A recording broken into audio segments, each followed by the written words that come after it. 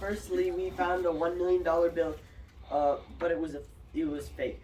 We traded the $1 million bill into a store and told them to keep the change.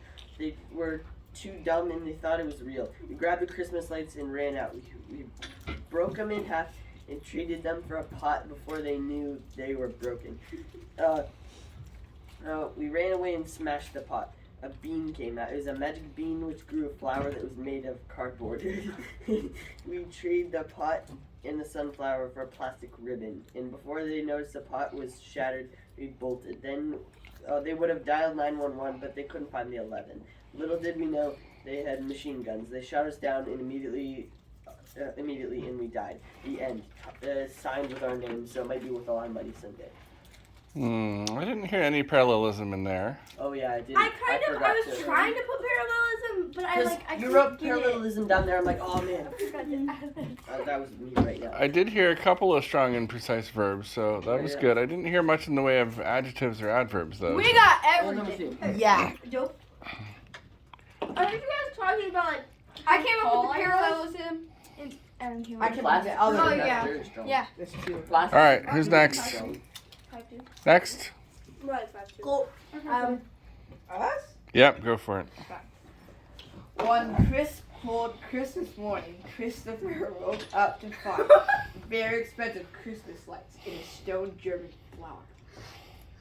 While he was wondering what to do with these priceless lights, something yellow caught his eyes in the window. It turned out to be a wooden flower with $1 million bill attached. On the bill was a note which said, "Hang the lights where the keychain lays, for there will be a party later, and I don't have the time to do it myself." P.S. The bill was fake. Love to hear that. Well, unfortunately, Christopher's father made one fatal mistake. He didn't say what the keychain was. However, the flower said on it, the keychain lays in a place filled with yellow flowers. P.S. The party's at 9 a.m. Christopher quickly looked at his watch. 8 o'clock? In 1 hour! First, he ran to the pot of flowers in their kitchen. No yellow flowers. Then he went into their greenhouse, but that's a stupid place to party, so he ran out. Then he went by the road because he had nowhere else to go. There, he saw a billboard. It said, "Alive flowers in the woods are better than dead flowers in your pot." Of course, flowers in the woods. Christopher ran towards the woods. In the clearing, there was hundreds of yellow flowers and the keychain. He immediately started setting up the Christmas lights when he realized he forgot his coat. It was really cold outside. So he ran through the woods, by the road, into the greenhouse, and around the house. He grabbed his coat and he ran back. By then it was 8:50. He hurried up setting up the lights just in time. His dad was the first person to arrive. "Good job, son," he said, and they had a great party. The end. Okay. I heard. So you started out with a parallelism. And I had no parallelism. Okay. All right. Good. No, you're next. No. I can read it. No, don't read it. That is very small. I extended it. We know that yours is like huge. Yes, you have to go first to set the bar high. No, you have to go. You have to go first to set the bar low. So then she can just blow the bar. No. We already set the bar high. Who gets to go first? Anybody got a coin I do. to flip? I have a better coin than you do, I bet. We're gonna take it. Well, I don't even have a coin, so Always tails for me. I was just gonna grab your coin. You're gonna I'll start my Wait, what are we doing? Where in all this junk is? Are we doing like heads is Colorful wrapper or non-colorful? No, being that we both want not to go first, if it's heads, you don't go first. If it's tails, No, I we're do. saying heads. You're saying tails. If it lands on heads, you have to go first. If it lands on tails. Yeah, that's what it's like. Man, Right, I gotta put colorful some or stuff away, non-colorful? don't I? It actually works. We're doing Starbucks. No. Colorful or non-colorful? Ready? No. No. Well, then non-colorful. Where is it? We're doing going? solid. I never played. Heads or tails. I Solid. do. Oh my goodness, what stuff do you keep in your Those bag? tails. Yay! So you're going first. No, you're going first. Oh, here it is. No, I have a feeling I'm gonna go first. I don't want to. Why? We set the bar high for you. Really? Evan, just. I don't know. The way I was running. I'm not ready. It was. All right, Tyler, let's flip it.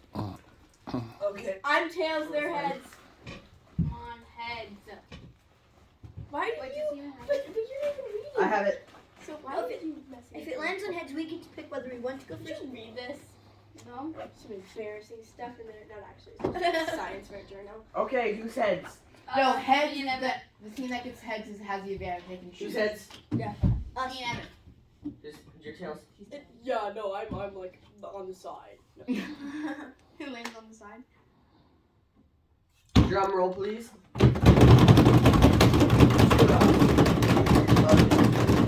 It is tails. Yay! You get to You pick guys a- should go Okay, first. yeah. All right, Ah! come on, Evan.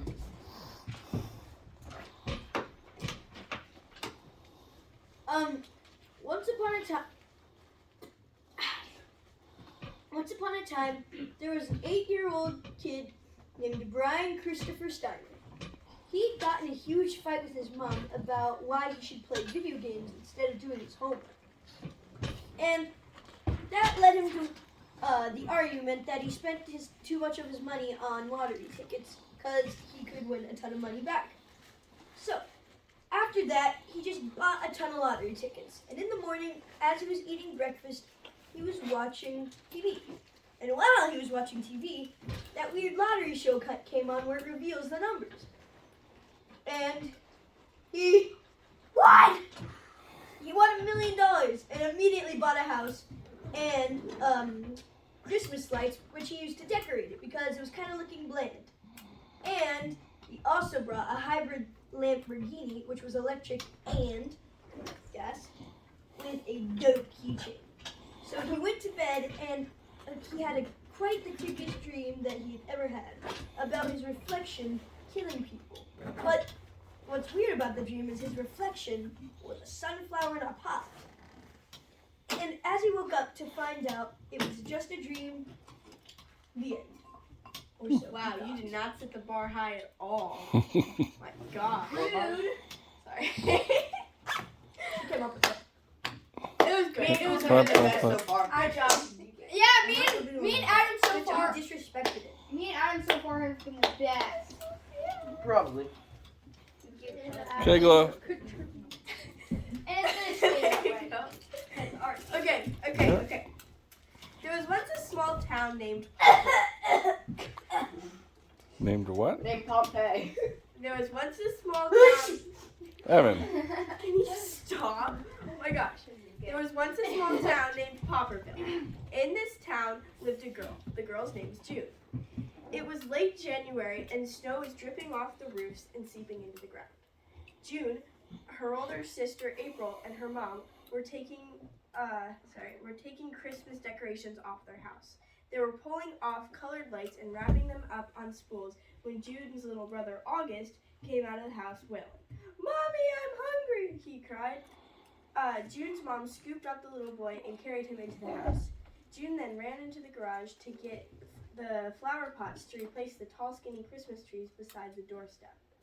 She got into the garage and found the pots. In one was a small sunflower from last year.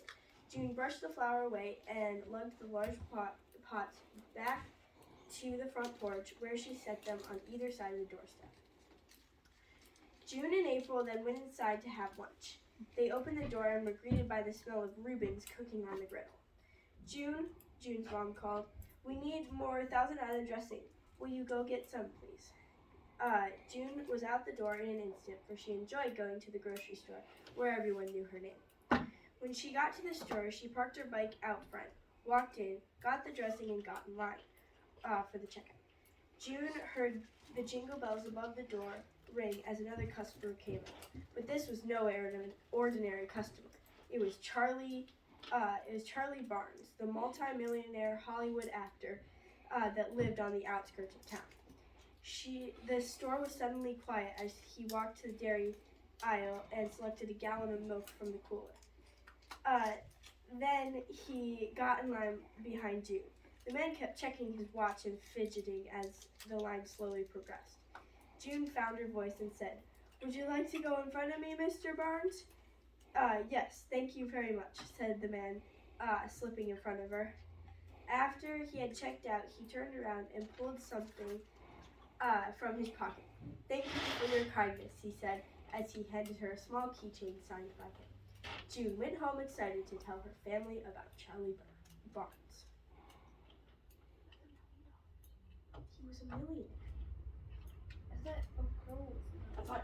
thought you were gonna get. I You thought you were almost gonna did get it. $1 million to be guided. You almost said Charlie Brown then. I thought you were gonna say Charlie. Okay, well, I thought he was gonna get Wow, $1 everyone's a million critic. to be kind. Yeah, same. All right, clap, clap, clap. No, here's that I saw. Okay, that's the end of the story? Yes, thank you. Okay. Very good. I was kind of just going for long rather Mhm. than good, because, you know, I have a reputation. We went for I have a reputation for longer. Hmm. I have a reputation for Yeah, we longer. definitely beat you. Sorry. Which one